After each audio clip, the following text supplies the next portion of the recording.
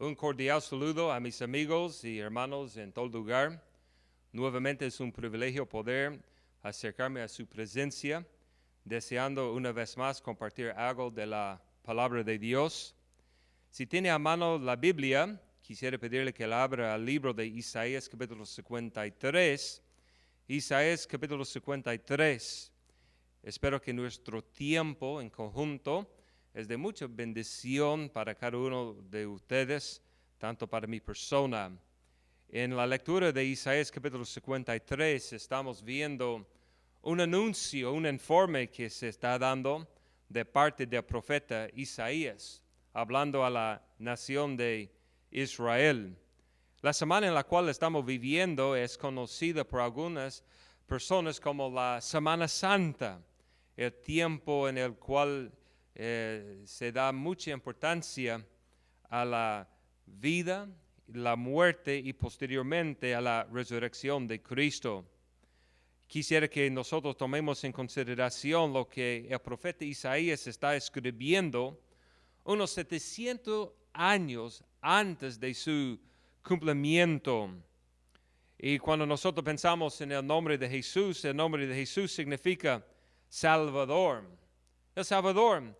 Jesús, cuando Él vino al mundo, vino en primer lugar para salvar su pueblo de su pecado, pero nosotros bien sabemos que no vino solamente para salvar su pueblo, sino vino a salvar a cada persona que invoque el nombre de Cristo.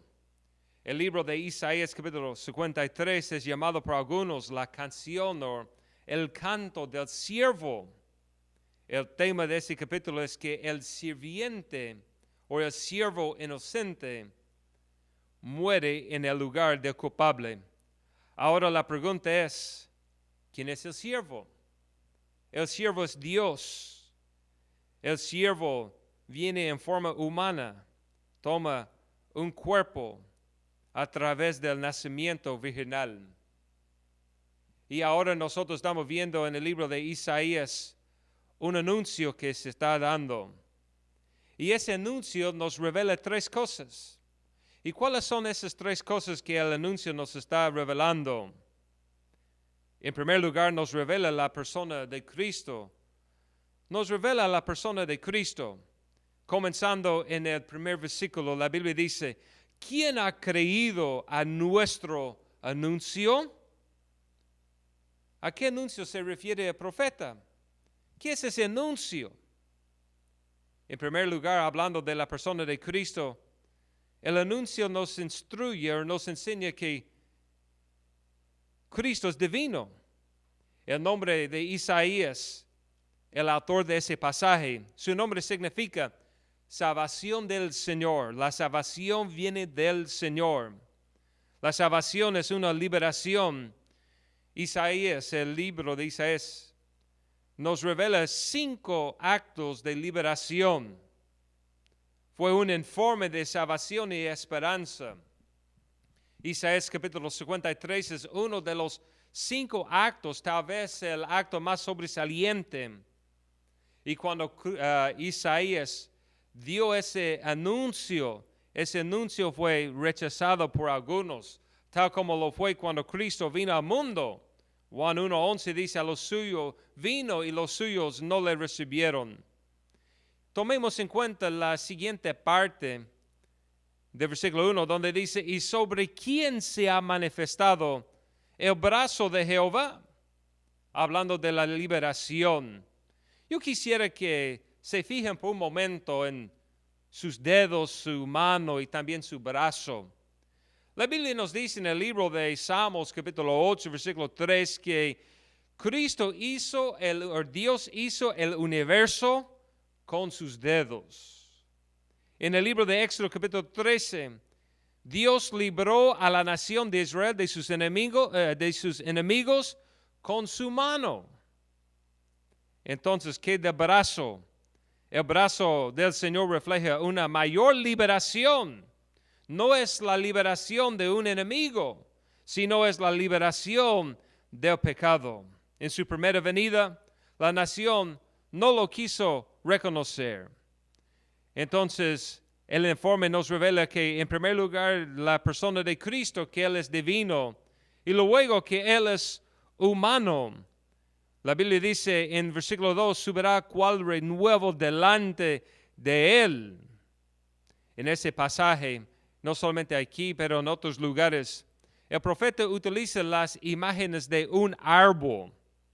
Cristo es considerado como una raíz en la tierra seca.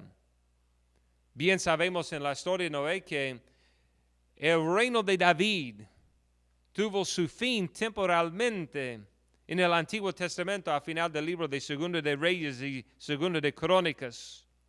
Pero como dice la profecía, Cristo es el prometido rey. Y cuando Cristo vino, Él no vino a un lugar próspero en ese tiempo. Israel estaba bajo la autoridad de Roma. Pensemos por un momento en la planta y también en el comienzo humilde como raíz de tierra seca.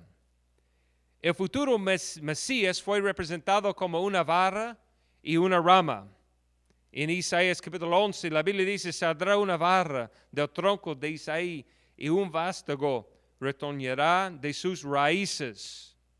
Israel en ese tiempo no era un paraíso, sino un desierto. Jesús nació en una pobreza absoluta, extrema. Él fue criado en la ciudad de Nazaret, una ciudad bien rechazada y despreciada por mucha gente. Cristo vino, se manifestó como un siervo humilde en vez de la realeza. Pero ¿qué fue la actitud? En primer lugar, el anuncio revela la persona de Cristo y luego revela la actitud de la nación. ¿Cómo respondió la nación? En primer lugar, Cristo es rechazado. La Biblia dice en verso 3, despreciado y desechado entre los hombres, varón de dolores, experimentado en quebranto. El profeta ve proféticamente el odio y el rechazo de la nación judía hacia su Mesías. Su sufrimiento no fue solamente un sufrimiento físico, sino también emocional, debido a la falta de gratitud. Cristo es rechazado, Cristo es despreciado. La Biblia dice, escondimos de Él el rostro, fue menospreciado y no lo estimamos. Isaías está hablando en la primera persona, hablando de la nación de Israel en su conjunta. La nación tenía una aversión hacia el Mesías crucificado. Cuando pensamos en ese desprecio, normalmente pensamos en Cristo en la cruz del Calvario, pero también necesitamos tomar en cuenta que Cristo fue considerado como una persona sin valor, que no merecía atención. Fue considerado como un inútil. ¿Por qué? Porque Cristo no era el Mesías esperado. La nación de Israel estaba esperando un Mesías que les iba a librar del poder de Roma, del problema político.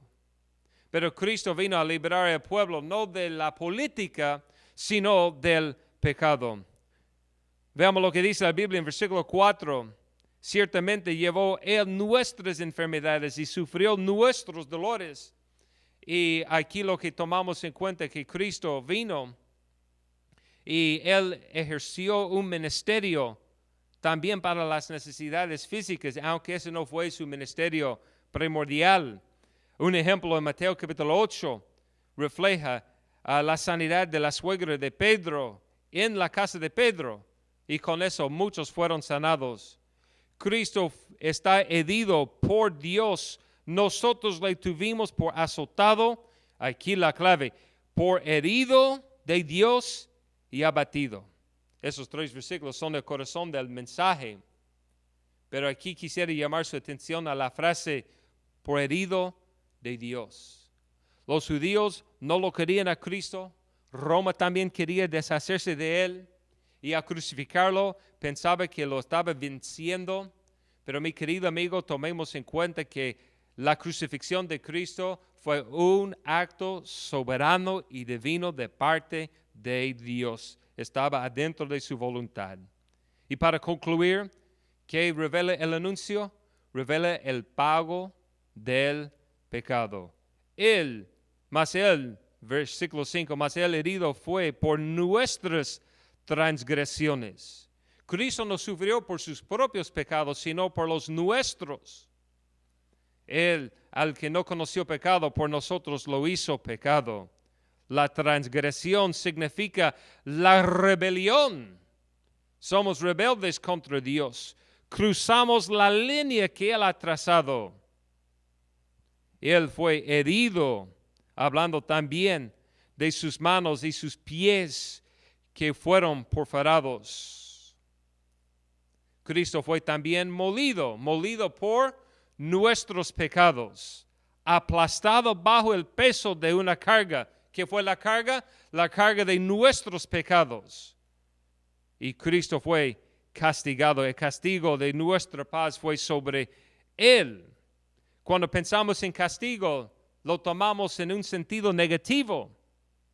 Pero también es algo positivo porque la corrección tiene su fin de no solamente corregir, sino también provocar una reconciliación. Cristo murió para que fuésemos reconciliados junto con Él. Cristo murió para que podamos tener paz con Dios. Y por su llaga fuimos nosotros curados.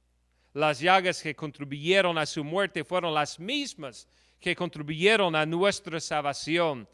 1 de Pedro 2:24, quien llevó él mismo nuestros pecados en su cuerpo sobre el madero para que nosotros, estando muertos a los pecados, vivamos a la justicia y por cuya herida fuisteis sanados. Para concluir, quisiera que veamos todos el versículo número 6. Todos nosotros nos descarriamos como ovejas, cada cual se apartó por su camino, mas Jehová cargó en él el pecado de todos nosotros. El profeta hace la referencia a la palabra iniquidad, lo cual significa lo torcido de nuestra naturaleza pecaminosa. La Biblia dice en Romanos 3:23, por cuanto todos pecaron y están destituidos de la gloria de Dios. Este siervo inocente vino a sufrir por el pecado de los culpables. Algo interesante que me llama la atención, que la justicia, la ira de Dios tenían que ser satisfechas. Para que eso pudiera suceder, Cristo tenía que morir en nuestro lugar. ¿Se da cuenta que cada pecado que jamás ha sido cometido por cada persona que jamás ha vivido, todo eso fue cargado sobre Cristo? ¿Con qué fin? Con el fin de que la justicia de Cristo fuese colocada sobre nosotros. Ahora la ira de Dios está satisfecha. ¿Qué anuncio más bonito no ve? Que nos revela la verdad, la persona de Cristo, la actitud de la nación de Israel y en realidad la actitud de la gente de hoy día. Y también la parte más importante, nos revela el pago del pecado. Que Dios lo bendiga.